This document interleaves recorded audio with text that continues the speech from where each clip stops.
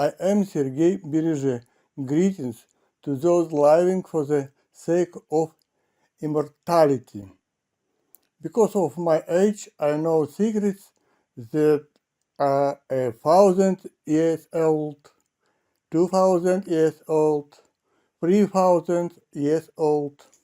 Today I will share two secrets but are 2,000 years old: the date of birth of Jesus Christ and the star of Bethlehem.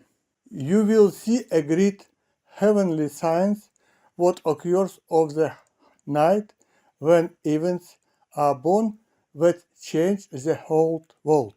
In the first part of the conversation, I will tell you the basic information about the date of the birth of Jesus Christ and the Star of Bethlehem. Highlights of the conversation. In 325 AD, at the First Ecumenical Council, the issue of the date for celebrating Christmas was discussed. The difficulty was that during the winter months, some Christian communication celebrated the feast of Christmas of different days, focusing on the holiday itself rather than the actual date of Jesus' birth.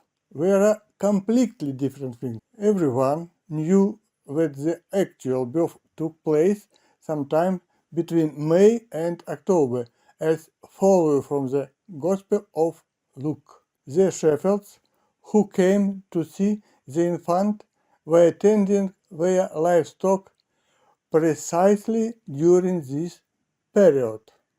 Since it was not possible to reach a unified position on the specific date, the matter was referred to Emperor Constantine for a resolution. After some time, he issued a decree to celebrate Christmas on December 25. On this day, the Archangel Gabriel appeared to the Virgin Mary. A correct understanding of the Greek text in Matthew 9:2 allows one to determine the exact date and even the time of birth. When early in the morning the Chinese Magi came from Jerusalem to the northern outskirts of Bethlehem, they heard the cry of the newborn child. At that very moment, among the parade of 5 planets in the night sky, Venus rose higher than all the others. The Gospel explicitly states that the Star of Bethlehem stopped overhead. This happened on September 15, 1st AD at 4 hours 50 minutes AM.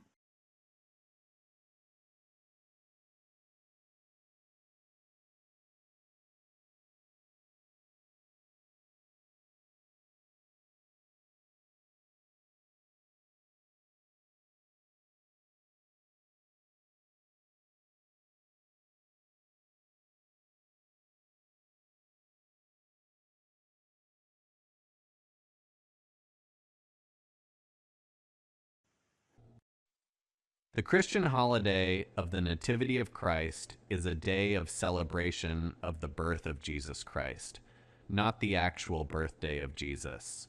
The actual birthday cannot be either December 25th or January 7th, as this contradicts the Bible.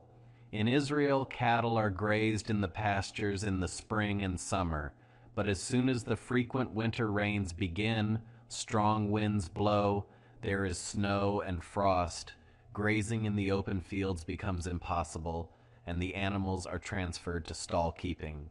Animals spend the entire winter in the barn. In the gospel of it is written that on the day of Jesus' birth, the shepherds were in the field with their flocks. Sheep are in the pastures from March to November. Therefore, Jesus was born during this period. The secret of Christmas is that there are 2 dates. The birth of Jesus Christ can be divided into two, taking into account the double name, Jesus and Christ. First is the spiritual birth of Christ through the incarnation in our world of the supreme being called Christ, Messiah, Savior, Mashiach. According to the modern Gregorian calendar, the date of the appearance of the Archangel Gabriel to the Virgin Mary took place on the Jewish holiday of Hanukkah. According to the Jewish calendar, the holiday of Hanukkah began on the 25th day of the month of Kislev and lasted 8 days. According to the Gregorian calendar, the month of Kislev falls in November-December. In 2025, as in 1 BC, Hanukkah falls on December 25th, is celebrated for 8 days, and ends on January 2nd. Second, this is the physical birth on September 15th, Wers AD, of the Holy Infant Jesus by the Most Holy Theotokos. Between December 25th, 1 BC, and September 15th, 1 BC, there were 9 months, or exactly 37 weeks and 6 days.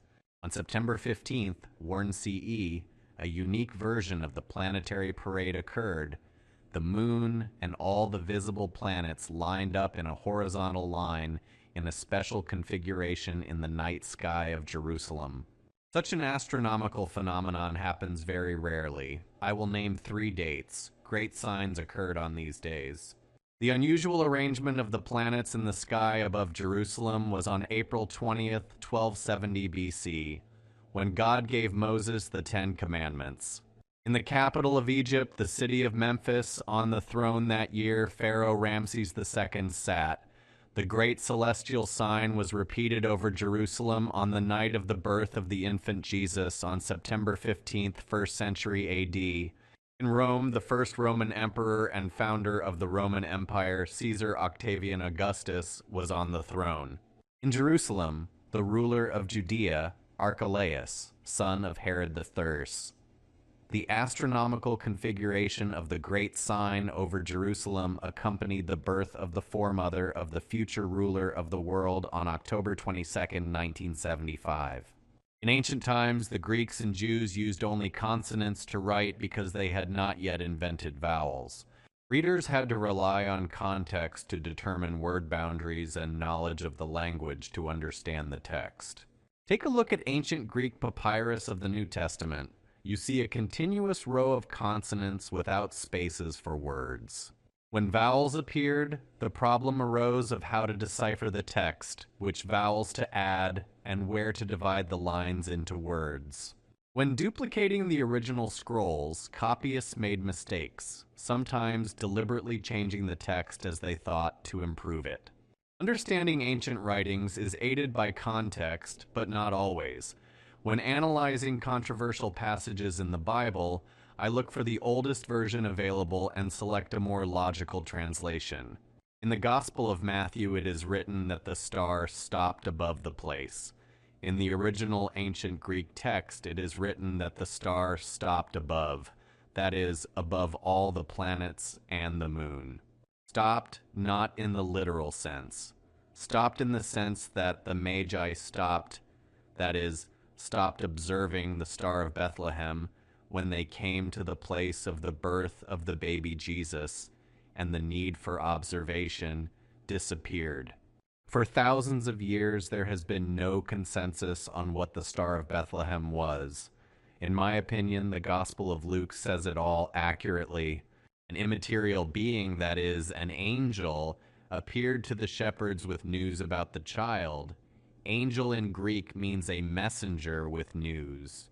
At that moment, the shepherds saw heavenly bodies in the night sky, the moon and several planets visible to the naked eye, lined up in a horizontal line.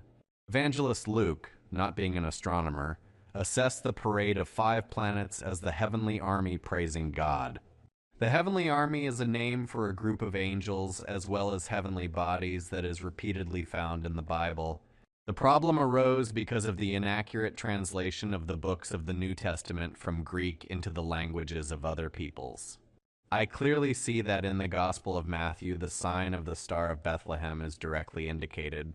It is higher than all other visible planets. Further, you will see that it is Venus. The Bible says, "When they heard the king, they departed.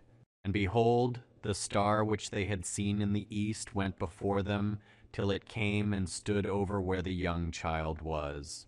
Matthew 2:9. Modern supplemented version text taking into account my notes.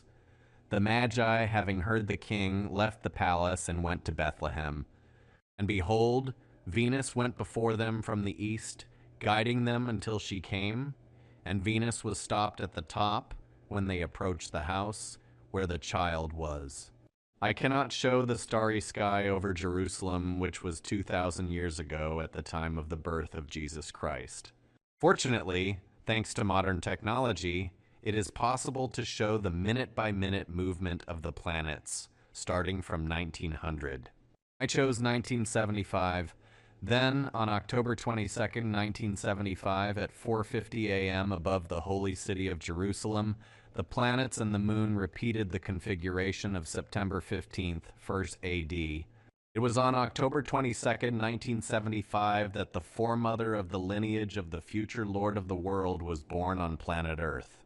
In the seventh generation of the foremother, the Lord will be born. He is also the leader. He is the Lord of the earth. Let me explain. The birthplace of the foremother is not Israel. Note, considering that in Israel the transition to wintertime is carried out in October by 1 hour back. Then, 5 hours 50 minutes of modern time corresponds to 4 hours 50 minutes of the first century. So, one step forward to immortality. Venerable companions, you have the opportunity to see a great heavenly sign. In brief, the reconstruction of the Christmas events looks like this. Emperor Augustus issued a decree in 1 AD to conduct an extraordinary census of the population to regulate taxation. The reason is simple. As a result of Octavian's reforms, an imperial treasury, the fisca, was created in addition to the state treasury, the aeraria. There is a treasury, therefore it needs to be filled with money. Therefore, a decree on the census was issued in 1 AD. The Roman governor of Judea who conducted the census in Judea was Publius Sulpicius Quirinius. Under Quirinius's leadership, the first census in Judea took place in 1 CE. In 6 CE, the first census in Syria and the second census for Judea. The previous and subsequent censuses were conducted by people other than Quirinius. According to the decree, all residents of the Roman Empire, including Judea, had to register in their hometown so that their details could be included in the official lists. Hometown meant either the place of birth or the place of descent. Joseph's ancestors were from Bethlehem, so Joseph of Nazareth went to Bethlehem, taking Mary with him. The Holy Family traveled to the census on a donkey. It would have been extremely dangerous to walk the young wife, who was in her last months of pregnancy, from Nazareth to Bethlehem. Nazareth is north of Bethlehem.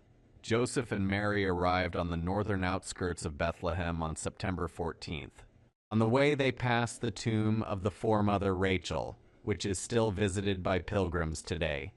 Because of the census, Bethlehem was crowded. There were no vacancies in the inns, so Joseph and Mary stayed on the northern outskirts of Bethlehem in a lambing shed. The owner of the shed was a wealthy man and kept a flock of goats, which were tended in the nearby pastures by 5 hired shepherds. The lambing shed was a clean, well-appointed building. The shepherds' sleeping places, fenced off from the domestic animals, were unoccupied. It was here that the child was born on the night of September 14th, 15. Perhaps the birth near lambs, or lambs in Slavic, led to the comparison of Jesus with the lamb in the revelation of John the theologian. During the day, Joseph and Mary found a census point in Bethlehem, checked in, did some shopping, and returned to the outskirts of the city. They spent the night there, and the next day, the 17th, they headed to Nazareth with the newborn Jesus. The conditions for the young mother and child at home are much better. They also had to have the baby circumcised before September 23rd, which probably happened on September 22. On the night of September 15th, 1st AD, an angel appeared to the shepherds and announced the birth of the Messiah. In the morning, 3 of the 5 shepherds said to each other, "Let's go to Bethlehem and see what has happened there." They came to Bethlehem, congratulated Joseph and Mary on the birth of their son. They told them about the amazing vision and returned to the field. At this time, a Chinese expedition was traveling from Rome to Egypt via Judea. Direct contacts with China were established during the reign of Octavian Augustus. At that time, trade envoys from the Han Dynasty first arrived in Rome. The ancient historian Lucius Annaeus Florus, who was born around 70 A.D., reports that at the court, Octavian Augustus, an embassy from China, arrived in Rome, having spent 4 years on the road, and that the color of the envoy's skin served as convincing proof that they lived under a different sky than the Romans. The emperor of Han, Xiaoping Di, whose personal name was Liu Jizi, reigned over the Celestial Empire. By his order, the first expedition was sent to Rome in the 4th century BC. The standard expedition for a long-distance journey usually consisted of 20 people and 60 pack animals. The Chinese had a safe conduct from Octavian Augustus, which gave them relative safety. The Chinese expedition arrived from Rome to Jerusalem in 1 AD. After Judea, their destination was Egypt, which was then a province of the Roman Empire. The route of the Chinese astrologers from Rome was approximately as follows. From Rome, they reached a port city on the Mediterranean Sea, then to Syracuse, then to the island of Cyprus, and the sea part of the route ended on the coast of Lebanon. Having studied the business situation in Syria, they arrived in the city of Madaba, located to the east of Jerusalem. Then they turned to Jerusalem. 6 Isertian criteria of the great sign of a civilizational scale. The parade line of the planets is close to parallel with the horizon line. The number of planets simultaneously visible to the naked eye is the maximum possible and is equal to 5. At the head of the parade is Jupiter, the ruler of the heavens, followed by the moon, the mistress of the night. Among the other planets, Jupiter's position is closest to the horizon line. Among the other planets, Venus is located the farthest from the horizon. Saturn and his grandson Mars go in pairs as a symbol of the continuity of generations. Local time is 4 hours 50 minutes according to the astronomical instrument or the North Star Kochab. That same night, Chinese magi, also stargazers and merchants, saw an unusual arrangement of the moon and 5 planets visible to the naked eye. There were no telescopes at the time. Using the stars and an astrolabe-type instrument, they calculated the local time as 4:50. The Magi decided to find out what fortune-telling with reed sticks would tell about this. According to the fortune-telling Book of Changes I Ching, the Chinese Magi, stargazers, got hexagram number 1 Qian. From the hexagram Qian, taking into account the 5th Yao in relation to the symbolism of society and people, the following was obtained. A favorable meeting with a great man is coming. Perhaps it will be a king. The arrangement of the yarrow stalks set them up for a future favorable meeting with the king of Judea. In the morning, the Magi entered Jerusalem, bought gifts for the ruler, and began to ask how to get to the palace of the king of Judea. To the question, why? The Magi explained that they had received a sign about meeting the king of Judea. To the horror of the Chinese merchants, frightening details emerged. First, it turns out that Judea has no king. Previously, there was a king named Herod the First, but he died 4 years ago. Now his son, Archelaus, rules. His title is not king of Judea, but ethnarch, that is, ruler of the people, ethnos, people. The Roman Emperor Octavian Augustus forbade Archelaus to call himself king. For Archelaus, this is a sore point, since Octavian Augustus said, "For now you will be ethnarch, and then I will see, maybe I will appoint you king of Judea." Second, from the inhabitants of Jerusalem, the Magi learned of the harsh and ferocious nature of Archelaus himself and his father, Herod the First, who killed his wives and children, as well as close relatives. Archelaus's cruelty so annoyed the inhabitants of Judea that later, in the 6th year, they begged the Roman emperor to deprive Archelaus of power, which was done. For this reason, the Magi decided to leave the holy city that very day, but no such luck. The Magi's words were reported to Archelaus, who became alarmed. Put yourself in his place. People came from Rome. Maybe they knew something about the appointment of a king to Judea. And what would the emperor do with him, with Archelaus? Archelaus ordered that the leaders of the expedition be brought to his palace for a report. 3 people from the expedition's leadership arrived to meet with the governor of Judea: the expedition's leader, the expedition's security chief, and the expedition's leader's advisor. In the Greek version, their positions are pronounced Melchior, Gaspar, and Balthazar when translated literally. Before visiting the palace of Herod Archelaus, the Magi from the Celestial Empire again turned to the Book of Changes. The hexagram number 3 Jun that was formed increased their fear even more. The 6th position read, "The chariot and horses back, crying until blood, a continuous stream." Sad. In the palace of Archelaus, the Jewish scribes present at the meeting told of the ancient prophecy of Micah about the birth of the Lord of Judea in neighboring Bethlehem. The ethnarch wanted to know the exact time from the astrologers, meaning a year as a period of time and not a specific date of birth. The title Lord of Israel echoed Lord of the Universe, which referred to the emperor of the Roman Empire. Augustus Octavian received the honorary title Father of the Fatherland, Pater Patriae, in 6 BCE. After careful consideration, the Magi expressed themselves cautiously. A baby with the title of Lord of Israel could be born within 2 years of the date when Emperor Augustus Octavian received the title of Father of the Fatherland, which occurred in 2 BCE. Thinking about how to quickly escape from the city, the Magi said that the possible range of the birth date of the Lord of Israel could be up to 2 years. The wise astrologers found a wonderful solution. They told Herod Archelaus something like this: "O great king, reign 10,000 years. 2 years ago, the great emperor Augustus Octavian in 2 BC received the honorary title of Father of the Fatherland. From this date on, your kingdom will see the birth of the Jewish Father of the Fatherland, whom you will call Lord of Israel." The Magi said, "In order to clarify whether the birth of the predicted Lord of Israel happened or not, it is necessary to study the location of the heavenly bodies over Bethlehem more closely."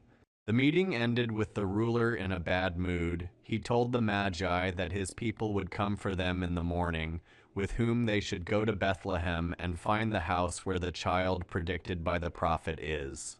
How to find this house by the stars? The task is absurd and obviously impossible. Knowledge of the harsh realities of life suggested a possible outcome after a meeting in the palace.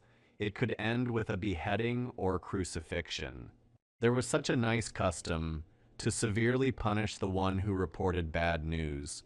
The Magi promised to find out and return to the palace. It didn't work out. Frightened by the character of Herod Archelaus, the Chinese guests began to prepare for an emergency departure from Jerusalem after meeting with the ruler of Judea. Having waited until late at night, when the inhabitants of the holy city were asleep, the delegation quickly left dangerous Jerusalem. The soldiers who came in the morning, sent by Herod to accompany the Magi to the baby's house to seize him and bring him to the palace, did not find the astrologers in the Jerusalem inn and went to Bethlehem. It was night, so no one could tell the soldiers in which direction the Magi had gone from Bethlehem. The Chinese wise men were cunning. They secretly left Jerusalem at night. No one noticed them, not even the sleeping night guards of the Jaffa Gate, from which 2 roads departed. The western road led to the city of Jaffa, and the southern road led to Bethlehem and Hebron. The road from Jerusalem to Egypt goes through Bethlehem. At the hour when the Magi arrived at the northern outskirts of Bethlehem, the bright star of Bethlehem reached its point of elevation above the moon and the other planets. The Magi discovered the house of the newborn thanks to a happy coincidence.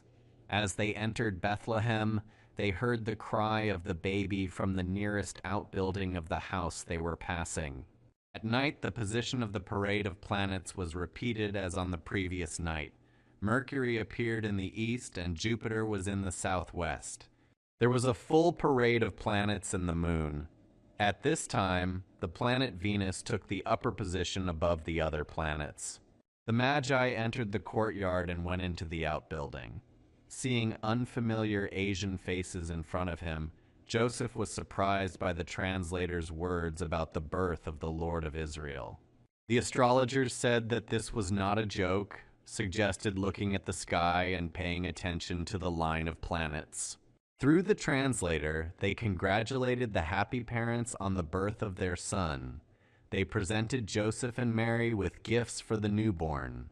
Now it was necessary to urgently leave Judea, which the Chinese did. The inhabitants of Bethlehem were still asleep, so the astrologers left unnoticed. The guards who came to Bethlehem were unable to determine the house where the baby was born. Later, the story of the night visit, as a family legend, was learned by the evangelists from Jesus' relatives, his mother or half-brothers. It was an ordinary miracle which is abundant in the life of any person. It is not for nothing that they say, to be in the right place at the right time. Part 1. Why did Emperor Augustus issue a decree to conduct a census? Joseph and Mary's journey to Bethlehem. The three shepherds. The Magi and their meeting with the ruler of Judea. How the Magi found the newborn Jesus. An amazing combination of celestial bodies at night over Jerusalem. Part 2. Dating of the census. Who was the real king of Judea, who never was? Why does the Gospel of Matthew mention the words from the book of the prophet Ezekiel about Rachel's weeping? My sources of information. I will begin by explaining from what sources I learned the date of the birth of Jesus Christ. My words will not cause doubts if you first study the numerous facts of predictions of the exact dates of future events, death, and others. For example, read my election results predictions. On the evening of January 6, 2025, I thought, when was Jesus Christ actually born? And I heard from an invisible voice the date of Jesus' birth, September 15, 1. It differs from the generally accepted dates. So, I decided, you never know, something might just seem like it. Later in a vision I heard that Jesus was born at 4:50. This is how it happened. On February 24, 2025, on a sunny day, I arrived at the Kitai Gorod metro station and walked to the historical museum at 1 Red Square, Moscow. On the way to the museum I visited 4 churches. In particular, at about 1 o'clock in the afternoon I was in the Cathedral of the Icon of the Mother of God of the Sign on Varvarka Street, and in the church shop I bought a brass candlestick in the form of an angel with a cross. In a great mood, I was moving towards Nikolskaya Street and remembered the theme of the Nativity of Jesus. On an invisible screen, I saw a fragment of the night sky with an abundance of stars. I thought, what a strange vision. Could this be a sign of a space satellite accident? Immediately I heard an invisible voice, 4 hours 50 minutes. The vision of the sky disappeared. Instead of it, numbers appeared for 5 to 7 seconds. 4 hours 50 minutes, like on an electronic clock, 4:50. Information arose in my consciousness. Jesus Christ was born at 4 o'clock in the morning. I was overcome with an emotional upsurge. My soul was joyful. I thought that if this was so, then this fact could not be proven even to myself. And again I thought, who knows what could happen? Nevertheless, I remembered the time 4:50 and the date September 15 well. In March 2025, I tried to sort out the information I received. I talked about it in part 1. Confusion about the rulers of Judea. Many are confused by the assertion that Jesus was born during the time of King Herod. This is not true. In early Christian sources there are discrepancies regarding who ruled Judea and under what title during the earthly life of Jesus Christ. I will say right away that in the Gospel period there was no king of Judea. All 3 rulers had the second name Herod, as the sons of Herod the Great. After the death of King Herod the Great, the Roman Emperor Octavian Augustus divided parts of Israel among his 3 sons. Archelaus, the second name on his father's side Herod, appointed ruler of Idumea, Judea, Samaria, Caesarea, Joppa and Jerusalem, with the title ethnarch. Philip, whose second name on his father's side was Herod, became the ruler of Batanea, Traquania and Avron with the title Tetrarch. Antipas, the second name on his father's side was Herod. He headed Perea and Galilee with the title Tetrarch. The apocryphal book of Joseph the carpenter mistakenly considers Herod Archelaus to be the grandson of Herod the Great. In fact, it was his father. It was not Herod Archelaus, the ruler of Judea, who ordered John's beheading for his critical statements in Galilee, but Herod Antipas, the ruler of Galilee, the son of King Herod the Great. Herod Antipas' wife was Herodias, the former wife of his brother Philip. Mark chapter 6 verse 17. For Herod himself had sent and laid hold of John, and bound him in prison for the sake of Herodias, his brother Philip's wife. For he had married her. Quote closing parenthesis. The evangelist Mark mistakenly calls Herod Antipas a king. Herod Antipas was a tetrarch of Galilee. Matthew chapter 14 verse 1. At that time Herod the tetrarch heard the fame of Jesus. Mark chapter 6 verse 14. Now King Herod heard of him, for his name had become well known. And he said, John the Baptist is risen from the dead, and therefore these powers are at work in him. The dates given for the censuses by decrees of Octavian Augustus around the 1st century may vary greatly. However, the dates are correct.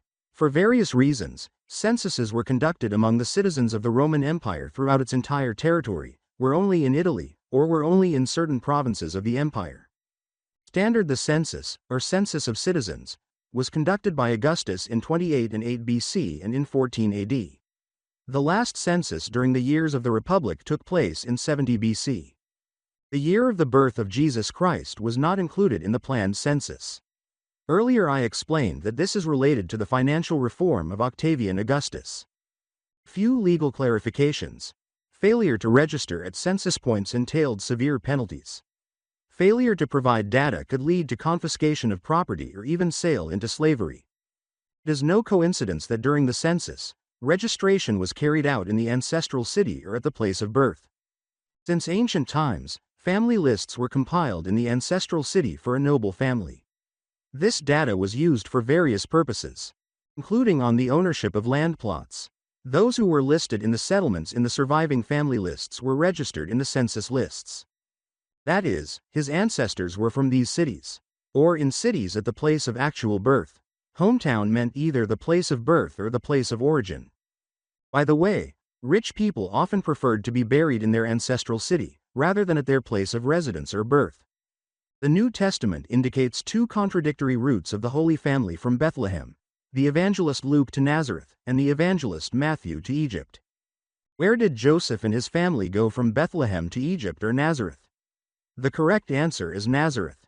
The theme of emigration to Egypt is caused by the desire of the copyists of the Gospel of Matthew to show the connection between the Old Testament forefather Joseph and the righteous Joseph the carpenter, in order to show the parallels of the exodus of the Jewish people from Egypt to the Promised Land with the return to Israel of the Holy Family, namely the Savior of the Jewish people.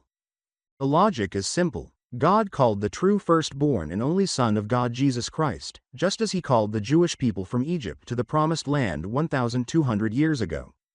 The text is literally the same in the book of the prophet Hosea and the Gospel of Matthew. Out of Egypt I called my son.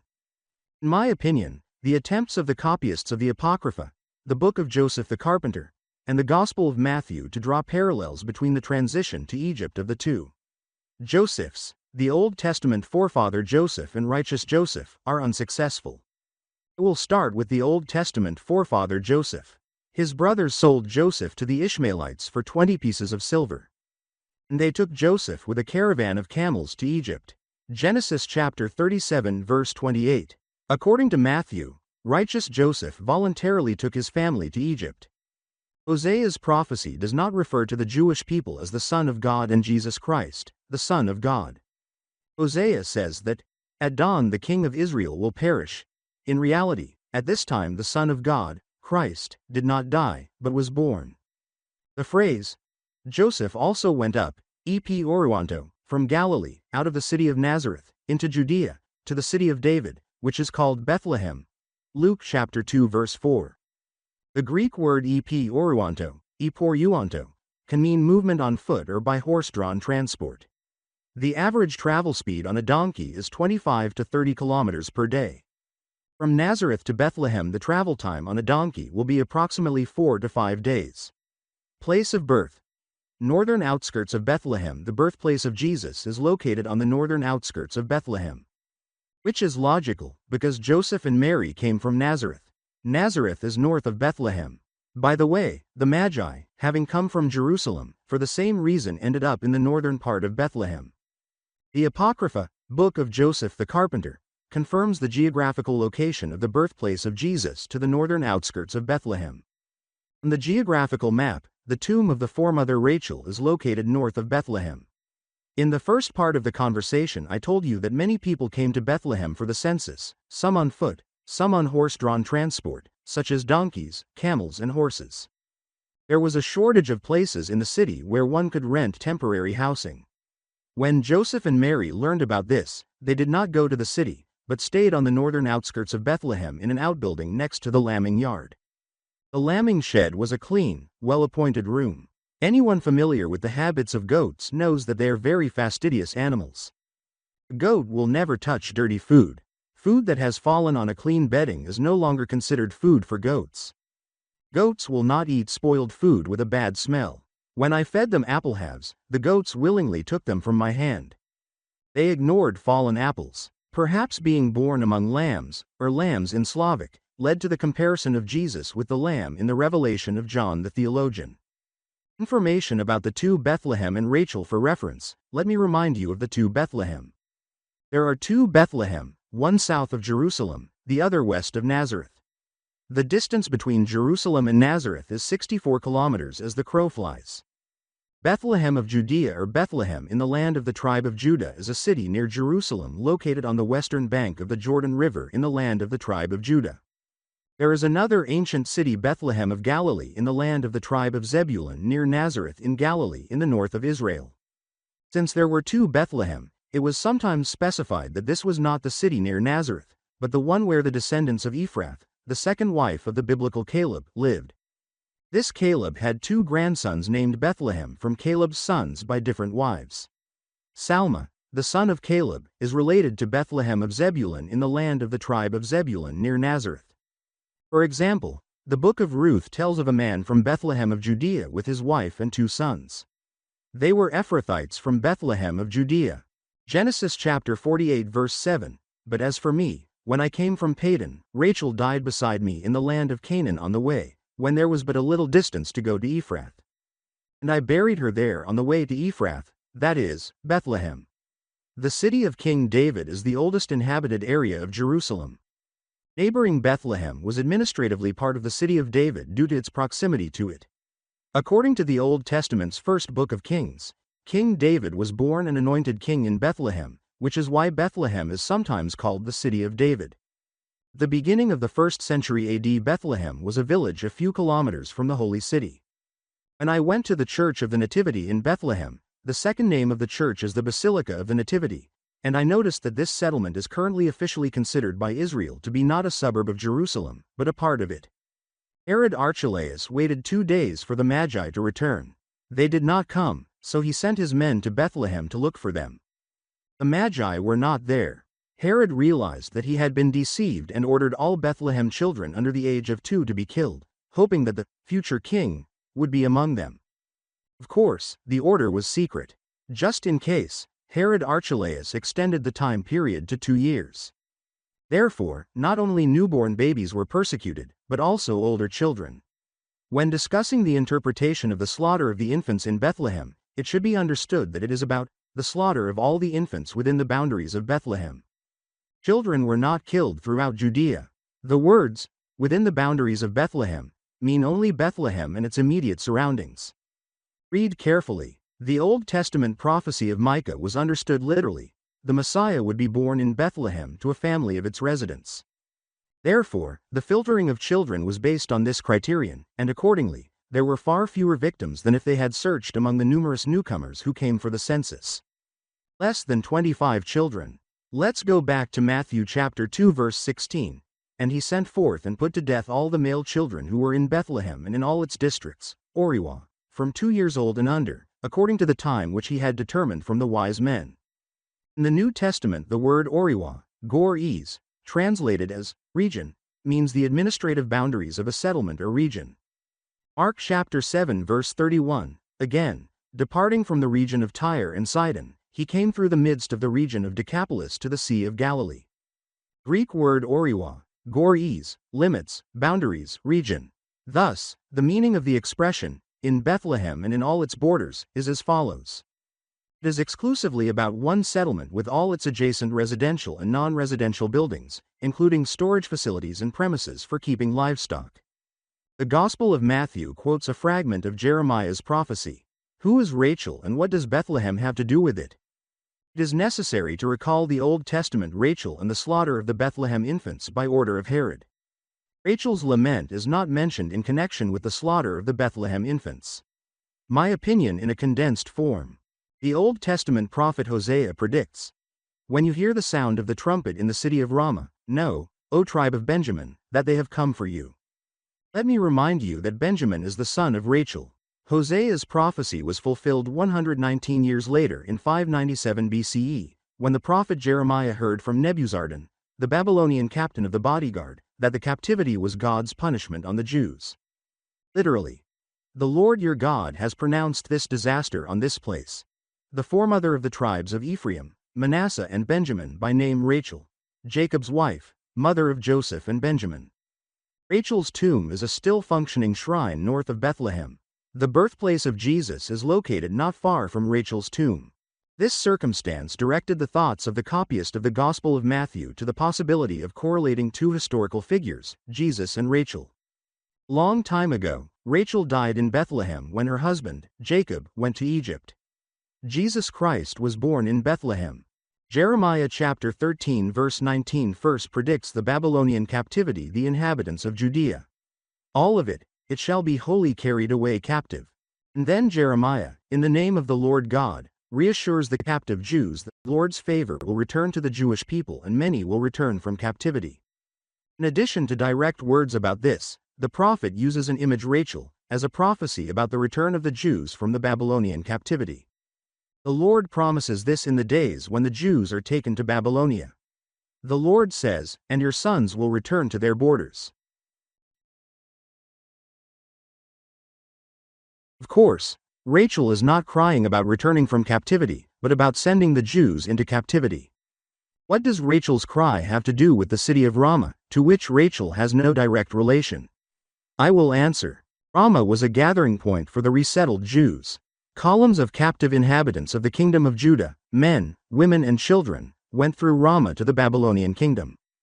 Jeremiah sees how the dead Rachel appears in the sky over the city of Ramah, crying for the Jews being driven into captivity as if they were her own children, for she is the foremother of 2 of the 12 tribes of Israel. This moment, God comforts her. The Jews have consolation in the future. God will forgive their sins, and they will return from the enemy land. This means that the Babylonian captivity will be temporary.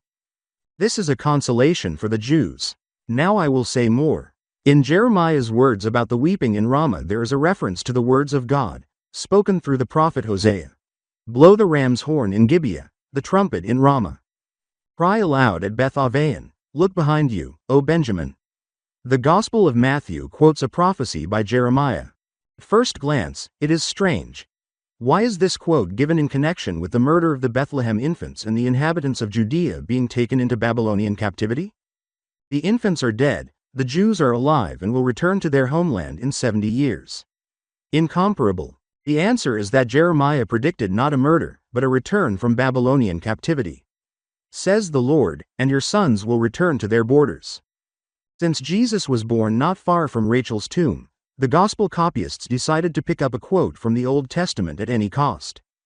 You can admit the copyist's mistake, or, like Theophylact of Bulgaria, argue that it is necessary, everything is in place. Matter of taste. Rachel, according to Theophylact, symbolizes Bethlehem, whose inhabitants weep over the murdered babies. I am deeply convinced that the Gospel of Matthew actually places Jeremiah's prophecy about the Babylonian captivity and the return from it in the context of the coming dispersion of the Jews after the destruction of the temple in 70 and the return to the Promised Land in 1948. The Gospel quote from Jeremiah's prophecy is difficult to reconcile with the murder of the Bethlehem babies. From Jeremiah's words about Rachel's weeping over Ramah, it is clear that he was not predicting a murder, but a return from the Babylonian captivity. The Gospel of Matthew informs the attentive reader that the prophecy of Jeremiah was fulfilled in the Old Testament Babylonian captivity. Now, with the birth of Jesus, the prophecy of Jeremiah was fulfilled. New Testament meaning. The Jews' rejection of the Savior changed the fate of the Jewish people for thousands of years. The lamentations of the foremother Rachel refer to the coming great dispersion of the Jewish people. 6 million Jews will be killed in Europe during World War II. The Jews had neither a state nor an army until the creation of the State of Israel in 1948. The words of the Gospel of Matthew can have two possible translations of the Greek word, epleroth, eplairophi, fulfilled and supplemented. Then was fulfilled what was spoken through the prophet Jeremiah. Then what was spoken through the prophet Jeremiah was completed. I believe that the Old Testament prophecy of Jeremiah was supplemented with New Testament meaning. Conclusion. In the Gospel of Matthew, there is a memory of Rachel, weeping in the Old Testament over the fate of the Jewish people, expelled from the Promised Land into Babylonian captivity, as punishment for non-recognition of God. In the New Testament means the upcoming new dispersion of the Jews, as a punishment for non-recognition of Jesus Christ as God. To clarify, I will give a brief retelling of the text of the 28th chapter of the book of Deuteronomy addressed to the Jewish people. You will be cast out of the earth, and the Lord will scatter among all nations, from one end of the earth to the other. You will have no rest among these nations, nor will there be any resting place for the sole of your foot. Your life will hang before you, and you will tremble night and day, and have no assurance of your life. Let's figure out what relation the Magi have to the celestial empire of Han, that is, to China. The Magi could not be Jews. Jews were forbidden to practice magic under penalty of death, so in the Pentateuch the Magi were invited from other countries. If the 3 wise men had come from the territory of the former Babylonian kingdom, they would have had Babylonian names. Accordingly, from Greece or Egypt, they would have had Greek and Egyptian names. Who are the Magi? Babylonian and Chinese stargazers had astrological knowledge and orientation on the map of the starry sky. Greek stargazers had a slightly different focus. Babylonian astronomers studied the movement of stars and planets for centuries, and could predict eclipses, winter and spring equinoxes. The calculations of Babylonian astronomers are very accurate. Which of the astrologers are mentioned as Magi in the New Testament can be guessed by their names. But the names are also not similar to Chinese. The delegation from China included a translator who spoke Greek and Chinese. It was difficult for the Jews to remember the unfamiliar Chinese names, so the foreigners were distinguished by the translator's description of their professional duties. For this reason, the positions served as a replacement for the names of the Chinese travelers. The leader of the expedition was introduced as a person from the royal family of the Han dynasty, for ease of remembering, Prince. He was introduced to the ruler of Judea by the ancient Greek word Melchior, which is translated as prince or king. The second Chinese in status was advisor to the prince. Again for simplicity, Balthazar, which is translated as advisor to the king. The head of security in ancient Greek Gaspar is translated as protector of people. I cannot say anything about the nicknames and names of the other participants of the Chinese expedition. It would take time to talk about the technique of fortune-telling using the I Ching, Book of Changes, on yarrow stems. There are websites on the internet online fortune-telling. You can read the description of the fortune-telling process in Wikipedia or in the text below. Modern simplified version of fortune-telling using 6 tosses of 3 coins. The ancient process on yarrow stalks takes about 15 minutes, which is noticeably longer than tossing coins. Fortune-telling on yarrow stems is called meditation of the dance of hands. It calms, allows you to focus on your question and become more receptive to what you will read in the interpretation of the received hexagrams. Over 2,000 years, several books have been written on the interpretation of the results of fortune-telling on the Book of Changes. First, mentally formulate the question that currently interests you the most. Then toss 3 coins one at a time. This must be done 6 times to get 6 lines and form a hexagram. If 2 or 3 coins land on heads, draw a solid line on the paper. If 2 or all 3 coins land on tails, draw a broken line.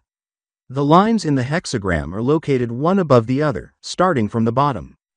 After the hexagram is formed, you should find its number in the table.